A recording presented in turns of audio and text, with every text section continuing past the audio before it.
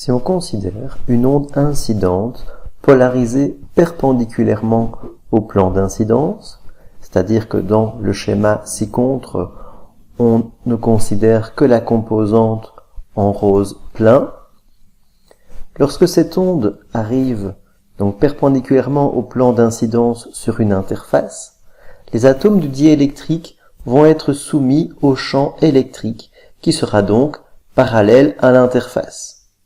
Puisqu'il est perpendiculaire au plan d'incidence, il est donc parallèle à l'interface. Ces charges mises en mouvement vont émettre des radiations, tout comme le fait une antenne d'une onde radio par exemple. Les radiations émises le sont dans toutes les directions, excepté dans la direction de cette oscillation. Ces petites radiations vont donc produire des ondes réfléchies et réfractées qui seront polarisées perpendiculairement au plan d'incidence, tout comme l'était l'onde incidente. Si on considère maintenant une onde incidente polarisée parallèlement au plan d'incidence, dans le schéma de droite, on ne considère que les traits discontinus rouge et blanc. Dans ce cas, les atomes du diélectrique sont soumis au champ électrique qui sera donc parallèle au plan d'incidence. C'est-à-dire qu'ils vont former un angle avec l'interface.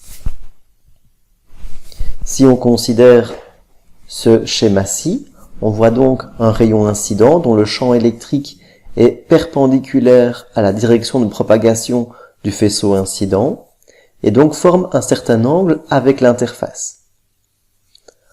De ce fait, les électrons du diélectrique vont osciller suivant ce champ électrique dans la direction donnée par la droite discontinue. On sait que ces électrons en mouvement vont produire des radiations qui vont être émises dans toutes les directions, sauf dans la direction de cette ligne discontinue.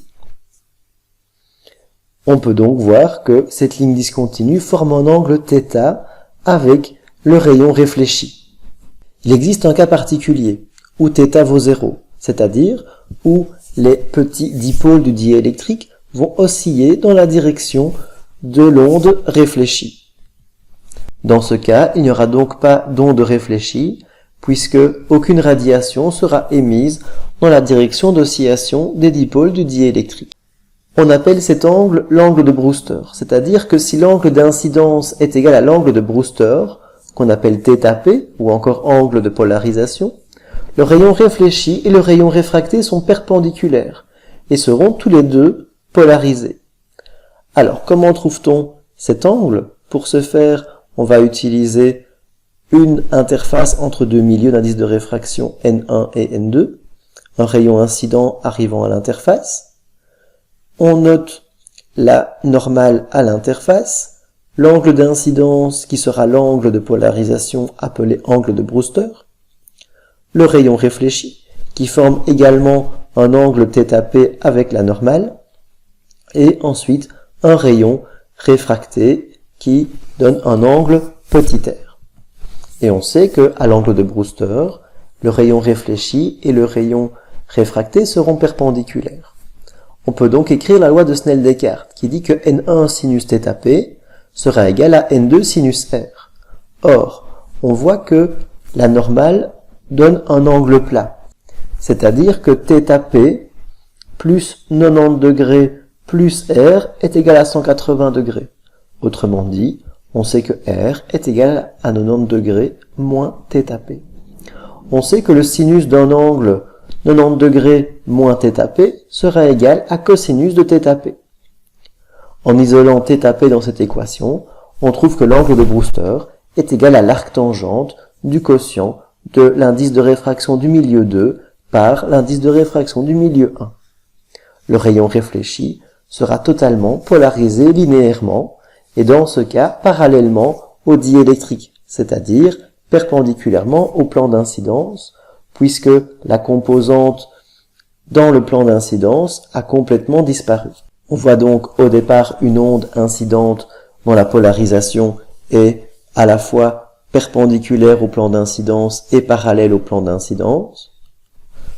le rayon réfléchi n'aura qu'une polarisation perpendiculaire au plan d'incidence, alors que le rayon réfracté, lui, pourra avoir des polarisations partielles dans l'une des deux directions.